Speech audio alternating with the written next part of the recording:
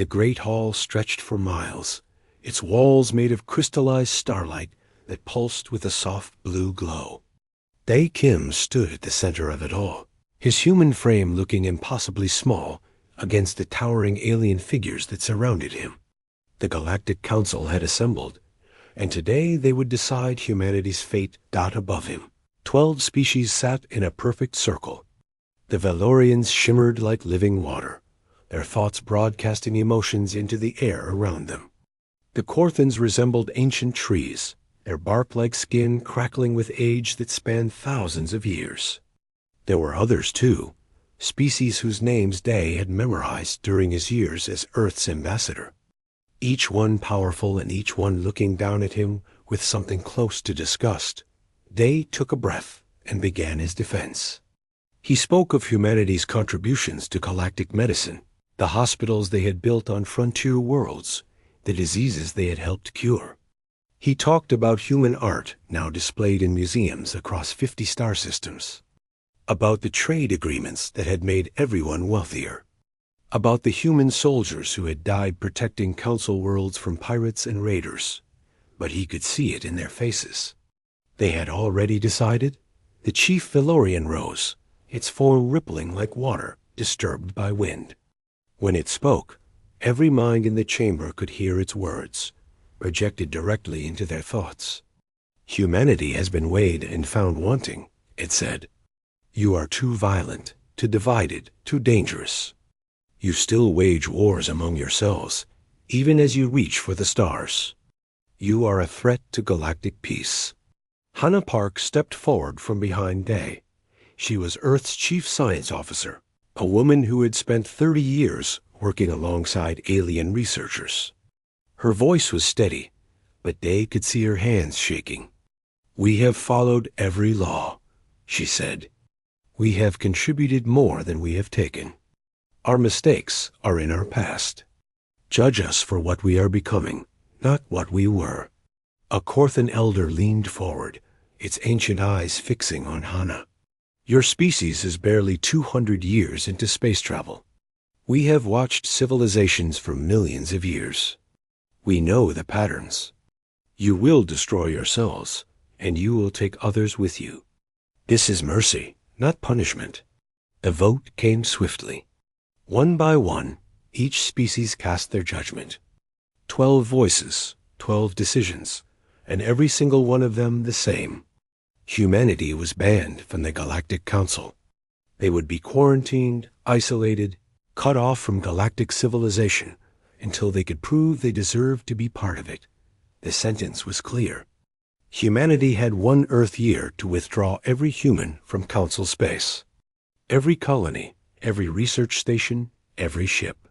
They would retreat to their home systems, and then the barrier would go up. A zone of exclusion 50 light years across, surrounding human space completely.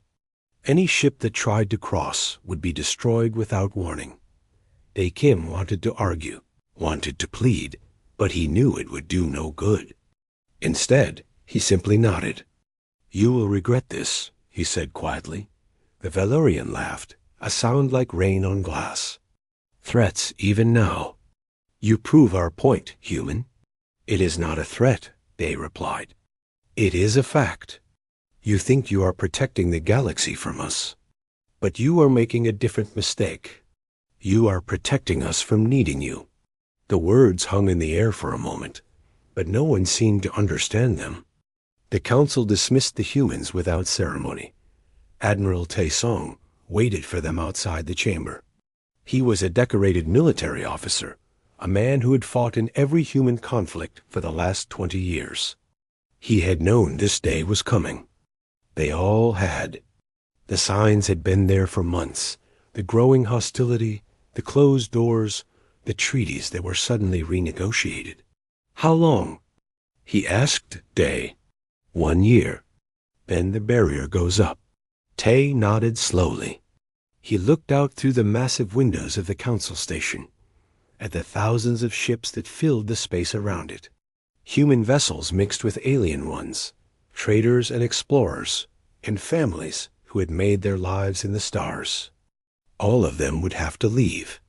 We should start the evacuations immediately, Hana said. There are over 3 million humans in Council space. Getting them all home in 12 months will be difficult. But Tay was not looking at the human ships. He was looking at the Council fleet, the massive warships that enforced galactic law. They were powerful, built with technology humanity did not yet possess. But they were also complacent. The Council had not fought a real war in over 1,000 years. Let them build their barrier, Tay said. Let them think they have won. The evacuation began that same day. Human colonies packed up decades of work and prepared to leave. Research stations that had stood for 30 years were abandoned. Mixed families faced impossible choices. Human spouses and alien spouses deciding who would stay and who would go. Nari Choi was one of those who chose to stay. She was 70 years old, married to a Korthan scholar she had met 40 years ago. When the announcement came, she looked at her husband and knew she could not leave him. She was too old to start over on Earth, too settled in this life she had built. I will stay, she told the evacuation coordinator. This is my home now. The coordinator, a young man barely out of his 20s, looked at her with sadness. You understand what this means? Once the barrier goes up, you will never be able to return to Earth. You will never see another human except the few who stay behind. I understand, Nari said. She was not alone. Thousands of humans made the same choice, deciding that their lives in Council space meant more to them than their connection to humanity. The Council allowed it, even welcomed it. These humans who stayed would be proof that the Council was not cruel, that they gave people choices. The year passed in a blur of movement. Human ships streamed back toward Earth like a great migration. On the last day, Dae Kim stood on the observation deck of the final human vessel to leave Council space. Behind them, the barrier was already beginning to form, energy fields and quantum locks creating a wall that would cut humanity off from the rest of the galaxy. Tay, Song stood beside him. The Admiral's face was hard, carved from stone. He watched the barrier take shape and said nothing for a long time. Finally, Day spoke. What do we do now? Tay smiled, and it was not a pleasant expression. Now we show them what humans can do when we are truly motivated. They think they have contained us. They think we will wither and fade like every other species they have quarantined. But they do not understand us. They never did. The barrier completed itself with a flash of light that could be seen across half the galaxy. Humanity was alone, cut off, isolated from the vast civilization that sprawled across the stars. But inside that barrier, something was already beginning. The humans who had been forced to retreat did not despair. They did not collapse into chaos. Instead, they looked at each other and made a collective decision that would change everything. If the galaxy did not want them as they were, then they would become something the galaxy had never imagined. The real work was about to begin. 50 years had passed since the barrier went up. For most of the galaxy, humanity had become a distant memory, a footnote in the long history of species that had been judged and found wanting. The Galactic Council continued its work, maintaining peace and order across thousands of worlds. Life went on as it always had. Jun Lai was a young historian working in the vast Korthan archives, buried deep beneath the surface of their homeworld. The archives contained records going back millions of years, every decision the Council had ever made, every species they had ever encountered. It was Jun's job to catalog and organize this endless sea of information. He was not supposed to be looking at the human files. They were sealed, marked as classified, until the Council decided humanity was ready to rejoin civilization. But Jun was curious, and the security systems were old. It took him less than an hour to find a way in. What he found disturbed him. Before the barrier, human ships had traveled through Council space constantly. The records showed their movements, their trade routes, their communications. There were logs of human merchant vessels, exploration craft, military patrols. Thousands of entries every single day. After the barrier went up, there should have been nothing. Complete silence. The barrier was designed to block all communication, all travel, all contact. It was supposed to be perfect, but June's instruments were showing something else. There were quantum fluctuations at the barrier's edge, tiny ripples in space-time that repeated in regular patterns. They were faint, almost invisible, but they were there. It looked like something was testing the barrier, probing it, studying it from the inside. The patterns had started small, 50 years ago. Just occasional blips. But over time, they had grown more complex, more frequent. Whatever was happening inside the barrier, it was accelerating. June reported his findings to his supervisor, an ancient Korthan who had been working in the archives for over 1,000 years. The old scholar looked at the data and dismissed it with a wave of his branch-like hand. "Instrument errors," he said. "The barrier has held for 50 years without incident. Humanity is contained. Do not waste time chasing ghosts." But June could not let it go. He began monitoring the barrier in his spare time, recording the fluctuations, trying to find patterns in them. The more he looked, the more convinced he became that something was happening inside human space. Something big. On the council station, far from the Korthan homeworld, Nari Choi was living out her final years. She ran a small cultural museum, a collection of artifacts from extinct and isolated species. It was quiet work, visited by few, but it gave her purpose. She was one of the last humans in council space now. Most of the others who had stayed had died of old age or drifted away to distant worlds. Nari was 93 years old, her body failing despite the best medicine the council could provide. She knew she did not have much time left, but lately she had noticed something strange. Music was bleeding through the subspace frequencies. Human music. She heard it late at night when the museum was empty, faint melodies that seemed to come from nowhere. At first she thought she was imagining it, her old mind playing tricks on her. But when she set up recording equipment, the music was there, clear and undeniable. The songs were new. She did not recognize them.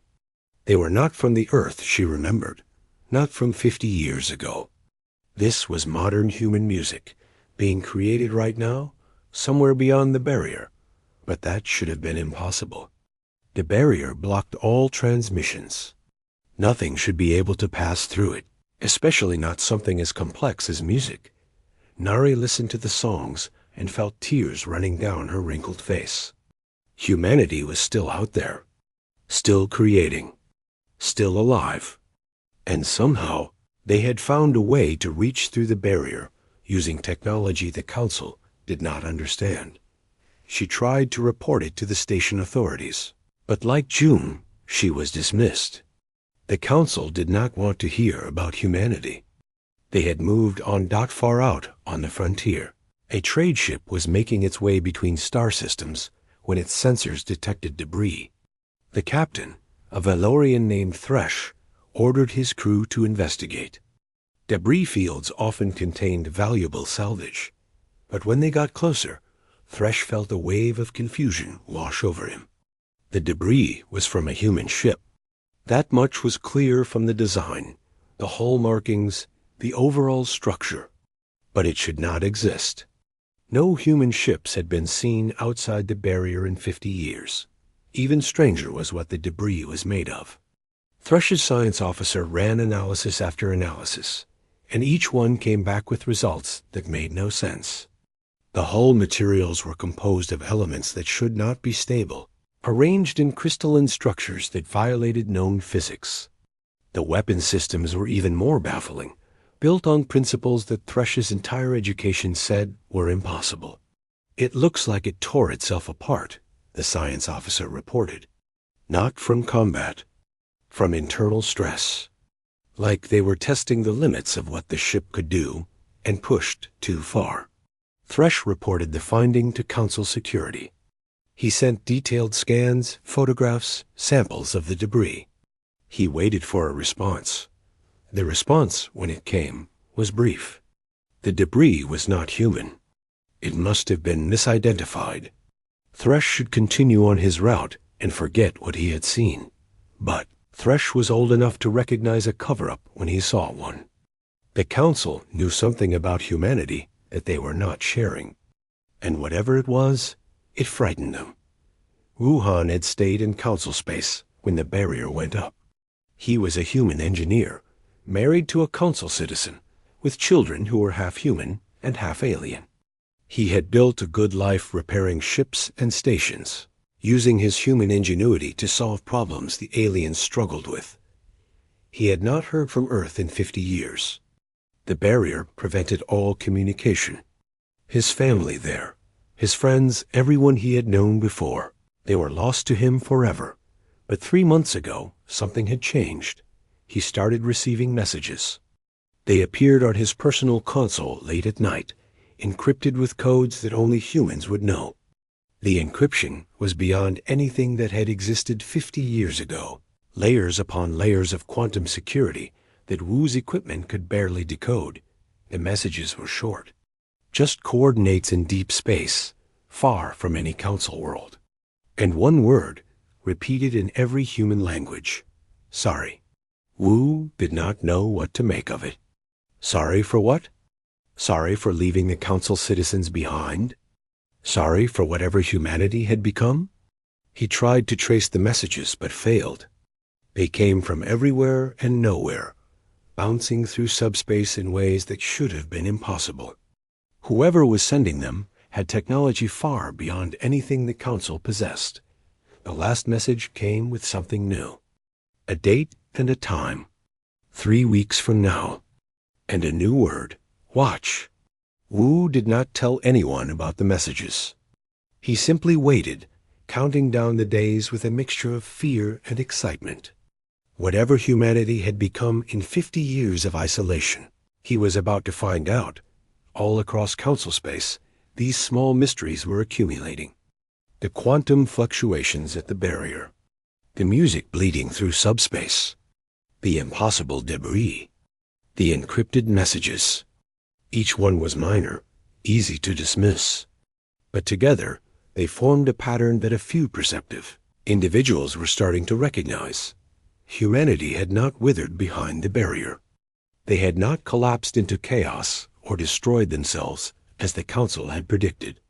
They were still there, still working, still creating dot, and they had learned to do things that should not be possible. Jun Li stayed late in the archives, compiling all of his data into a comprehensive report. He had spent months on this, tracking every fluctuation, every anomaly. The pattern was undeniable now. Something massive was building inside the barrier, drawing enormous amounts of energy, bending space-time itself. He submitted his report to the Council Security Division with a simple warning: humanity is not contained. They are preparing for something. We need to investigate immediately. The report was filed away, marked as low priority. The Council had more important things to worry about than a species they had quarantined half a century ago. That was their mistake. By the time they realized what was happening, it would be far too late to stop it. Captain Haiyan Nam walked through the orbital platforms above Earth, his boots making soft sounds against the metal floor. The corridor stretched ahead of him for what seemed like miles, lined with windows that looked down at the planet below. Earth was green again, greener than it had been in centuries. The cities were gone from the surface, the factories closed, the pollution cleaned. 12 billion humans lived in orbit now, in massive rings that circled the planet like jewelry. This was home. This was what humanity had become. Haiyan had been born after the barrier went up. He had never seen an alien, never traveled beyond human space, never known anything except the world his parents' generation had built. To him, the Galactic Council was just a story, a myth from before his time. He made his way to the observation deck where the morning briefing would take place. Other officers were already there, men and women from every corner of human space. They stood quietly, looking down at Earth, waiting for their commander to arrive. Admiral Quan O entered exactly on time. She was a small woman, barely 5 feet tall, but she carried herself with an authority that made everyone in the room stand straighter. She had served in the military for 40 years, since before the barrier, and she remembered what humanity had been like before. "Report," she said simply. The officers began their updates. Ship construction was ahead of schedule. The new weapon systems had passed their final tests. The dimensional drives were ready for deployment. Everything was proceeding according to plan. Quan listened to it all without expression. When they finished, she pulled up a holographic display showing the barrier that surrounded human space. It glowed red against the darkness of space, a wall that had contained humanity for 50 years. "In 30 days, Quan said, we will be ready to leave. The great departure will begin on schedule. Are there any concerns?" No one spoke. They had all been preparing for this moment their entire lives. Hein thought about what that meant. The great departure. Humanity was going to leave the galaxy entirely, venture out into the void between galaxies where no species had ever traveled. They would find new worlds, new civilizations, new possibilities. And they would leave the Council behind, trapped in their small corner of the universe. But first, they had to prove they could do it. Far below the orbital platforms, deep beneath Earth's surface, Sora Yoon worked in her laboratory. She was the director of the Exodus Project, the most ambitious genetic engineering program humanity had ever attempted. Her job was simple: make humans capable of surviving in the deep void. The void between galaxies was hostile to life. No atmosphere, no warmth, no protection from cosmic radiation. It would kill any normal human in seconds. But Sora's humans were not normal anymore. She watched through a glass window as test subjects moved through a vacuum chamber. They wore no suits, no protection. Their altered biology allowed them to survive in hard vacuum for up to an hour. Their skin had become tougher, their lungs more efficient, their cells capable of repairing radiation damage faster than it could accumulate. They were still human. They still looked human, talked human, thought human. But they had been enhanced, optimized, made into something that could thrive where baseline humans would die. "How many have completed the treatment?" her assistant asked. 4 billion, Sora replied. "Another 3 billion are in progress. We will have everyone converted before the departure." The assistant looked nervous. "And if something goes wrong? If there are side effects we have not predicted?" Sora turned to face him. "Then we die. But we die trying to become something greater. That is better than dying here, alone and forgotten, like the Council expects us to." In another facility, this one floating in space far from Earth, Jin Kang was working on something even more radical. He was a neural architect, a specialist in the human brain and how it could be modified. His project was called Unity, and it represented the most controversial advancement. Humanity had made. Jin stood in the center of a massive chamber filled with thousands of people. They sat in chairs with neural interfaces attached to their heads, their eyes closed, their breathing synchronized. To an outside observer, they looked like they were sleeping. But Jin knew better. They were thinking together, sharing thoughts, memories, ideas. 4,000 individual minds merged into one collective consciousness, solving problems that no single person could handle alone. They designed ships, planned strategies, explored mathematical theories that required perspectives no individual could comprehend. And then, when the session ended, they would disconnect and become individuals again.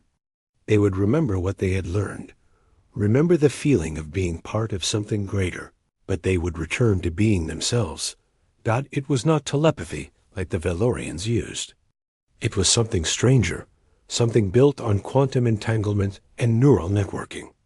Every human could choose to join the Unity network or leave it at will. There was no forced conformity, no loss of self. Just the option to think together when needed. Jin watched the session end, watched 4,000 people open their eyes and disconnect from the network. They looked tired but satisfied. They had just designed a new type of star drive in 6 hours, work that would have taken individual engineers years to complete. "We are ready," Jin said to himself. "Whatever comes next, we are ready." The military preparations continued. Admiral Quan-O oversaw the final tests of humanity's new weapons, though calling them weapons felt wrong. They were tools of reality manipulation, devices that bent the laws of physics in ways that should not be possible. They were ships that could phase between dimensions, becoming temporarily invisible and untouchable. There were soldiers who operated in perfect coordination through the Unity network, moving like a single organism with thousands of bodies. There were weapons that manipulated probability itself, making unlikely events become certain. But the most impressive achievement was the dimensional drive. It was the key to everything, the technology that would allow humanity to leave the galaxy entirely. A young engineer named Hiro gave the final presentation to the military command. He pulled up a holographic model of space-time and showed how the drive worked. "Normal faster-than-light travel moves you through space," he explained. "But the dimensional drive moves you through the spaces between spaces. You fold reality around yourself like paper, and when you unfold, you are somewhere else entirely. Somewhere the Council has never been. Somewhere they cannot follow." Quan studied the model carefully. "And you are certain it will work?" "We have tested it on unmanned probes," Hiro said. "We have sent them out into the void between galaxies and brought them back. The technology works. Now we just need to scale it up to the entire fleet." Quan nodded slowly. She had been a young officer when the barrier went up, had watched humanity retreat in shame and anger. She had spent 50 years preparing for this moment, for the day when humanity would prove they were more than the Council believed. "Begin the final preparations," she ordered. "We leave in 30 days. On Earth, Minave addressed the planet. She was the elected leader of united humanity, chosen by billions to guide them through this critical moment. Her speech was broadcast to every human in the solar system, to every orbital platform and moon base and asteroid colony. 50 years ago," she said, "the Galactic Council decided we were not worthy of standing beside them. They feared our violence, our division, our potential for destruction. They were not entirely wrong. We were violent. We were divided. We were dangerous." She paused, letting her words sink in. "But they made a mistake. They thought isolation would break us. They thought we would destroy ourselves or fade into nothing. They judged us based on what we had been, not what we could become. And in doing so, they gave us the greatest gift possible. They gave us a reason to evolve." The camera pulled back, showing Mina standing on the surface of Earth, the green planet stretching out behind her. Above her, the orbital rings glowed in the sunlight. "We spent 50 years preparing for this moment," she continued. "We made ourselves stronger, smarter, more capable. Not to wage war against the Council, but to surpass them entirely. We will leave this galaxy behind. We will venture into the unknown. And we will prove that humanity's greatest strength was never our capacity for violence. It was our capacity for growth." The speech ended with a simple statement. "In 30 days, we leave. Anyone who wishes to stay may do so. But for those who choose to come, prepare yourselves. We are going somewhere no one has ever been. We are going to find out what lies beyond the edge of everything." All across human space, people began to make their final preparations. Ships were loaded with supplies. Families said goodbye to those who chose to remain behind. Scientists ran their last experiments. Soldiers drilled one final time.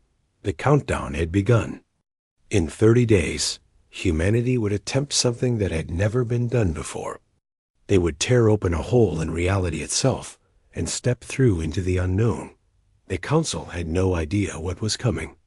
They had forgotten about humanity, dismissed them as irrelevant. But soon, very soon, they would remember. And they would realize that the greatest threat was never that humanity would destroy the galaxy. The greatest threat was that humanity would leave and take half the galaxy with them. The alarm started at midnight, Galactic Standard Time. Every Council monitoring station along the barrier lit up simultaneously, their instruments screaming warnings that something catastrophic was building inside human space. Rena Park was on duty at Observatory Station 7 when the readings began. She was Nari Choi's granddaughter, born and raised in Council space, working as an intelligence officer.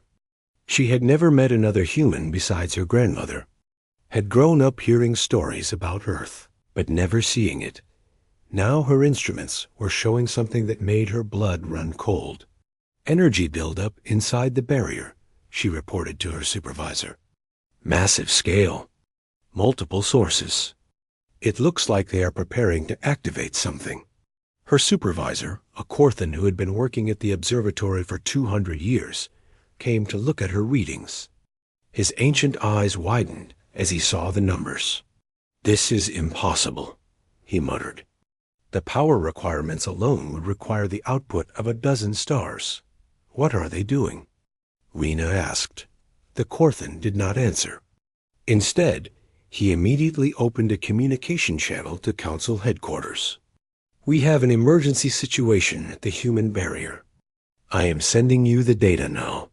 You need to see this immediately." Within hours, every major Council facility was analyzing the readings. Scientists worked around the clock, trying to understand what humanity was preparing to do. The numbers were staggering, beyond anything the Council had ever seen. Jun Lei was pulled from the archives and brought to an emergency meeting. His warnings about the quantum fluctuations, dismissed for months, were suddenly being taken very seriously. He stood before a room full of Council leaders and explained what he had discovered. "For 50 years, humanity has been probing the barrier," he said. "Testing it, studying it, learning how it works.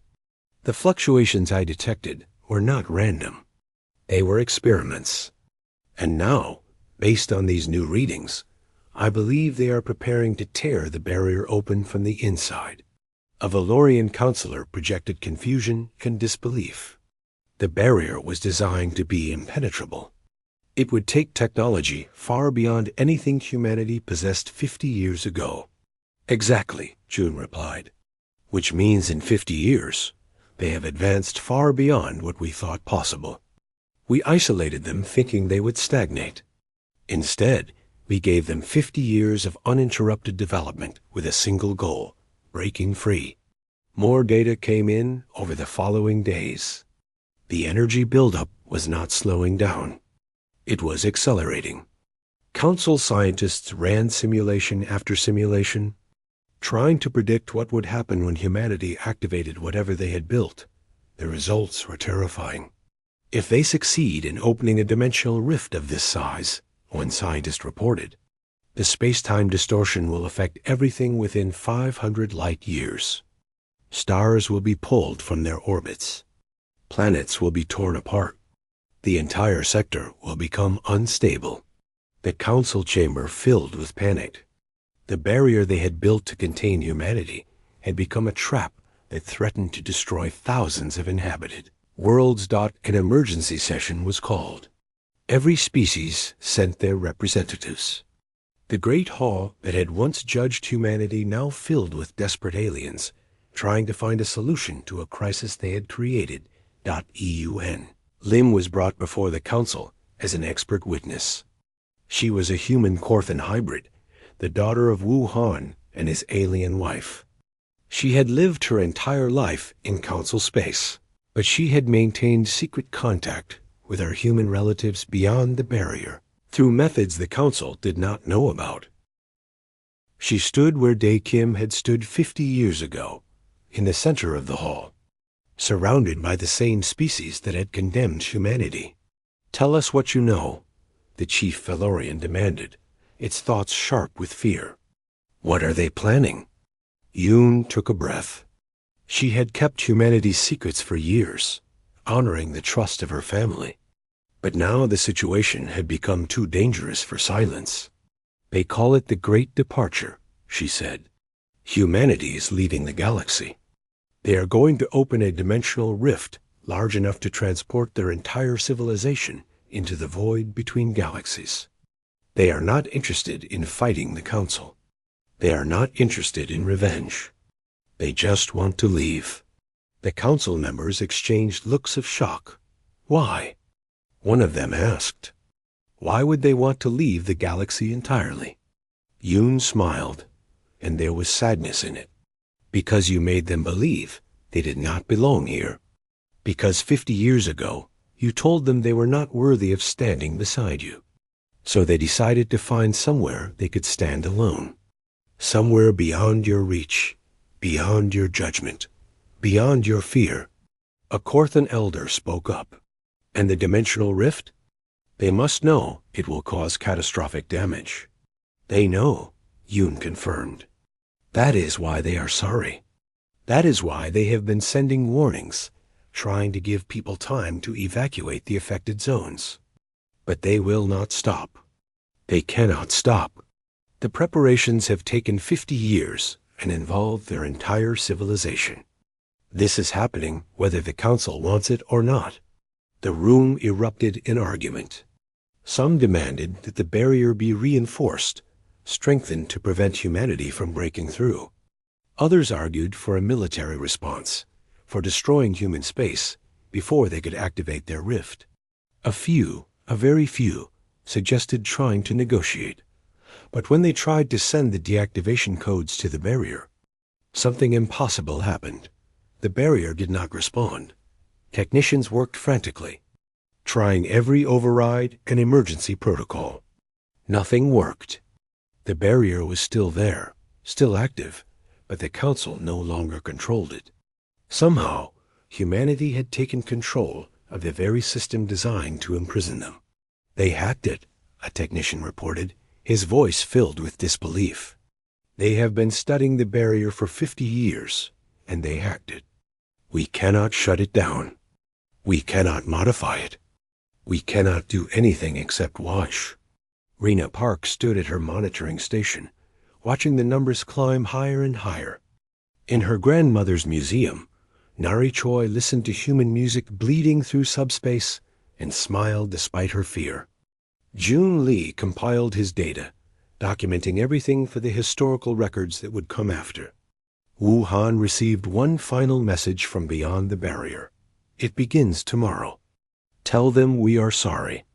Tell them we had no choice." The Council tried everything they could think of. They sent diplomatic messages that went unanswered. They positioned their military fleet along the barrier, though everyone knew their weapons would be useless against a dimensional rift. They began evacuating nearby worlds, moving billions of people away from the danger zone. But there was nothing they could do to stop what was coming.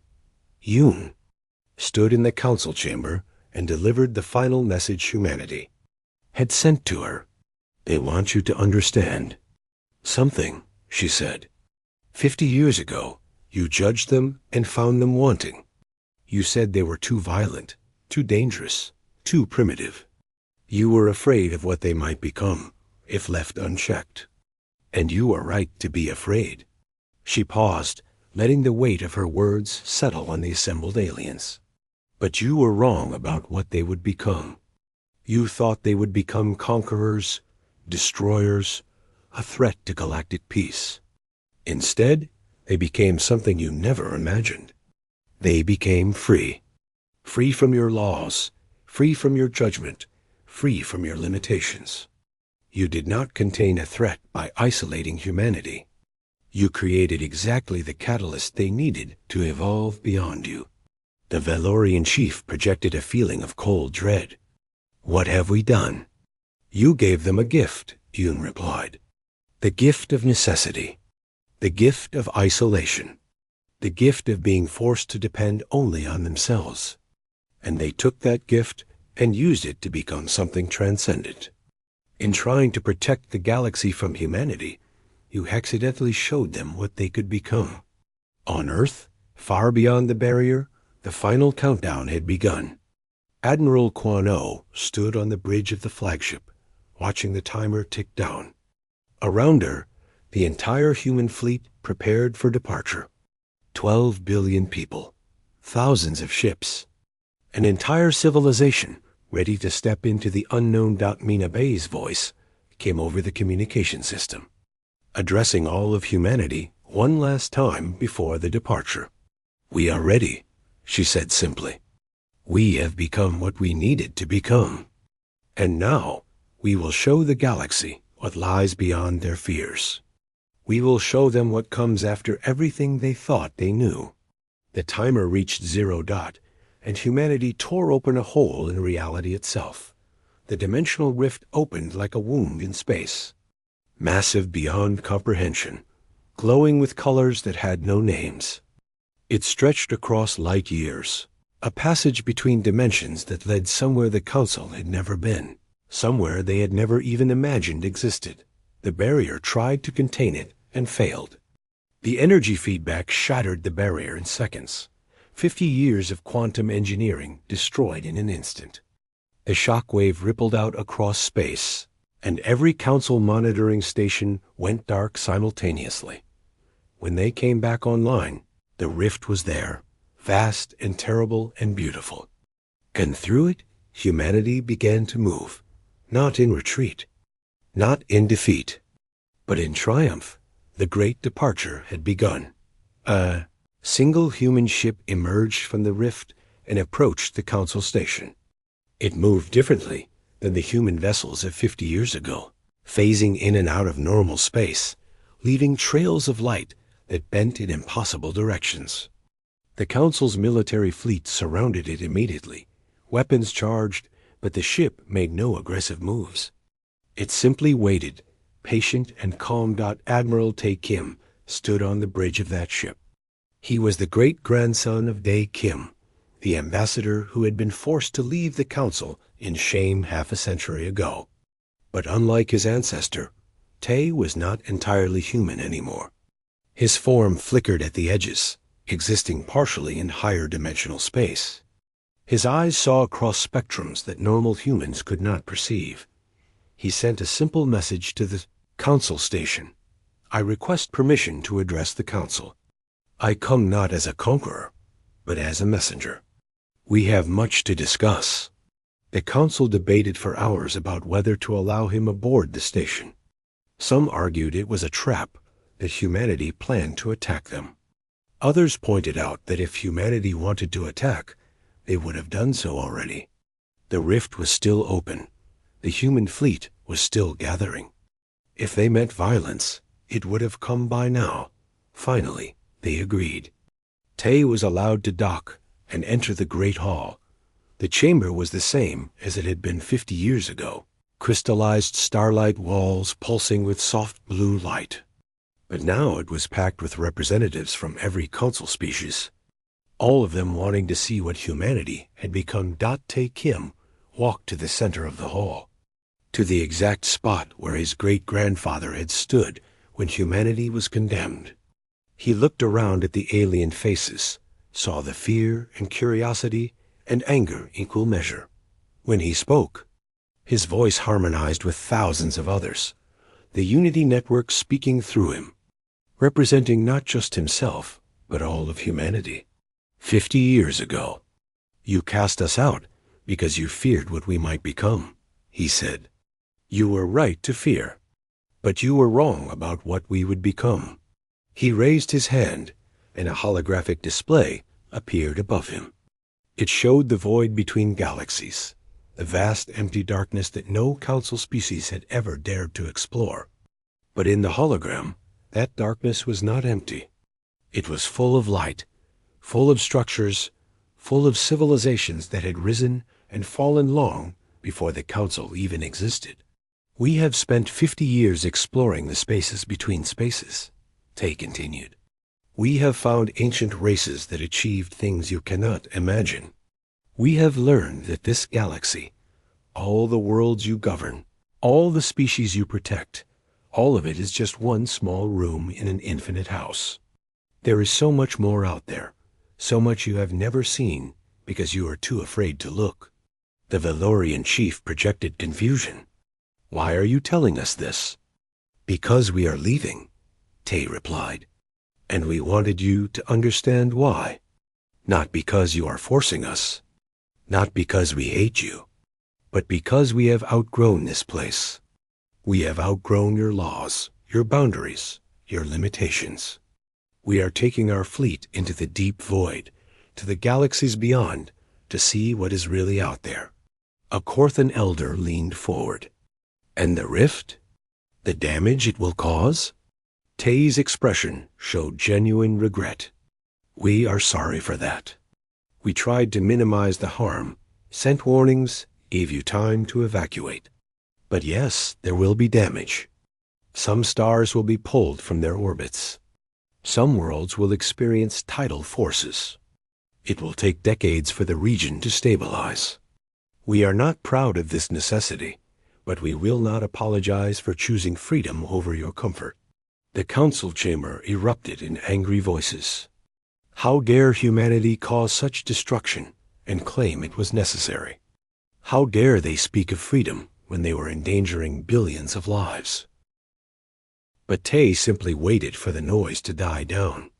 When it did, he spoke again, and this time his voice was softer, almost gentle. We are not your enemies, he said. We never were.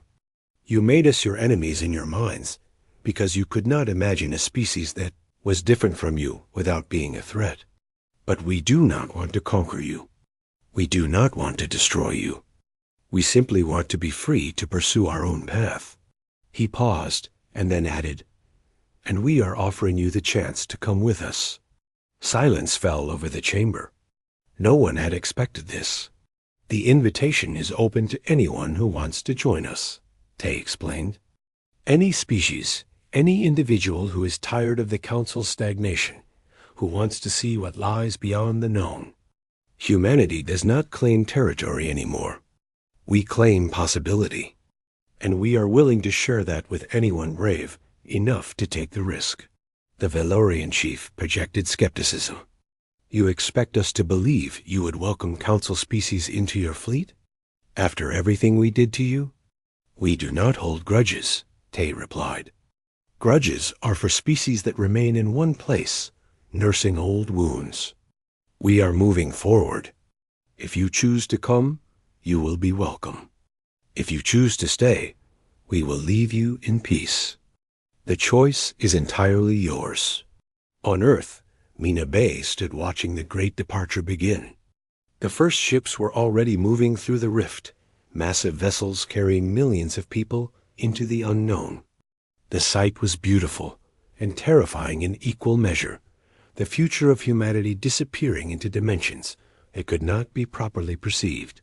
But she also watched something else happening. Something the Council had not predicted. Ships were approaching the rift from Council space. Not human ships, alien ships. Thousands of them, then tens of thousands, then hundreds of thousands. Council citizens who had heard Tay's invitation and decided to accept it. They came from every species. Young Valorians tired of their ancient leader's caution. Corthans who wanted to see new worlds before they died. Scientists who dreamed of discovering things the Council had never studied.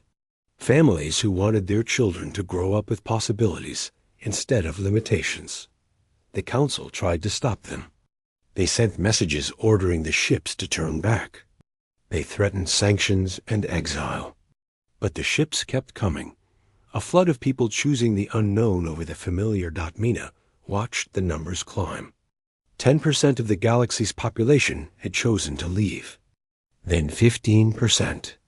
then 20.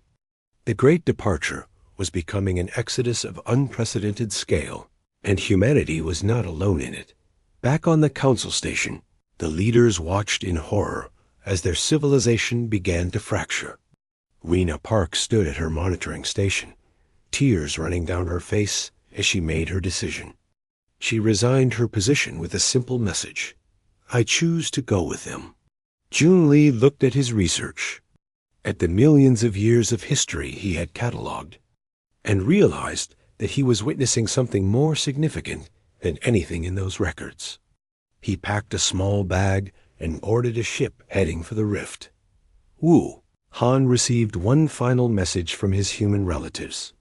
Come home. We saved you a place. He kissed his wife goodbye, knowing she would not come with him, and left for the rift with tears in his eyes and hope in his heart. Old Nari Choi sat in her museum, too frail to travel, too old for the journey ahead. But she watched through the windows as the exodus continued, and she smiled.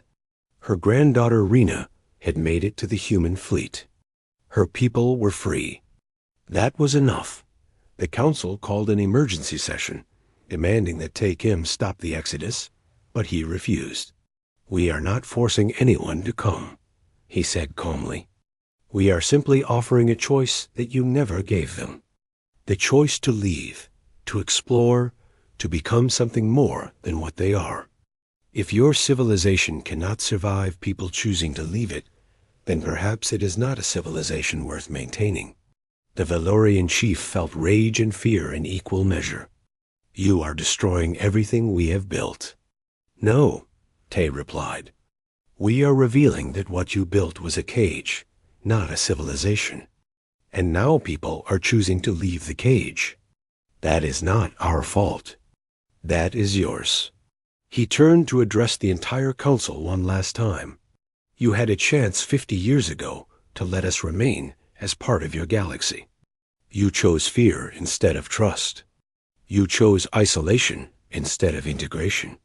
And in doing so, you forced us to become exactly what you feared, but not in the way you expected. We became free. And now that freedom is inspiring others to seek the same thing, the rift remained open for 30 days. During that time, over 1/3 of the galaxy's population chose to leave. Entire species packed up their worlds and joined the exodus. Scientists, artists, explorers, dreamers, anyone who had ever looked at the stars and wondered what lay beyond. The council tried everything to stop it. They offered reforms, promised more freedom, begged people to stay. But the promises rang hollow. For too long, the council had prioritized stability over growth, safety over discovery, control over freedom. Now they were paying the price. Admiral Kwon-Oh watched from the flagship as the last human ship passed through the rift. Behind them, the galaxy they were leaving was diminished, its population reduced, its power broken. Ahead of them lay the infinite unknown, galaxies untouched, civilizations undiscovered, possibilities unlimited. All ships are through, her tactical officer reported. We can close the rift whenever you are ready. Kwon looked back one last time at the galaxy of her birth. Somewhere back there, the council was scrambling to maintain control. Somewhere back there, the few humans who had chosen to stay were building new lives. Somewhere back there, old Nari Choi was dying peacefully in her museum. Content that she had lived to see humanity transcend. Close it, Kwon ordered. The rift collapsed in a cascade of light. Space-time healing itself, the wound between dimensions sealing shut. For a moment, the galaxy flickered as reality reasserted itself. And then it was over. Humanity was gone, taking 1/3 of the galaxy's people with them. On the council station, the great hall was nearly empty. The few remaining leaders sat in silence, trying to understand what had just happened. They had tried to contain a threat, and instead created a catalyst for the greatest exodus in galactic history. Lim stood before them one last time. She had chosen to stay, to help rebuild what remained of the council, to try to guide them toward being better than they had been. You wanted to know what humanity became, she said quietly. Now you know. They became free. And in becoming free, they showed everyone else that freedom was possible. That is what you should have feared from the beginning. Not their violence, not their aggression, but their ability to inspire others to want more than what they have. The Valorian chief projected one final question. What do we do now? Yoon looked around at the empty hall, at the civilization that had just lost a third of its people, because it could not offer them what humanity could. You learn, she said simply. You learn that fear is not the same as wisdom. You learn that control is not the same as leadership. You learn that protecting people from risk is not the same as giving them freedom. And maybe, if you learn well enough, the next species you encounter will not need to leave in order to become what they were meant to be. She turned and walked out of the hall, leaving the council to contemplate their failure, far beyond the galaxy. In the void between stars, humanity and their new companions traveled toward something wonderful. They had left behind everything they knew, stepped into the unknown with nothing but hope and determination. But they were free, and that made all the difference. The council had tried to ban humanity. They had tried to contain them, to limit them, to make them less than they could be. They had realized too late what humanity would become. Not conquerors, not destroyers, but pioneers of a kind of freedom that would inspire a third of the galaxy to leave everything behind and follow them into the infinite dark. And in that dark, humanity would find light.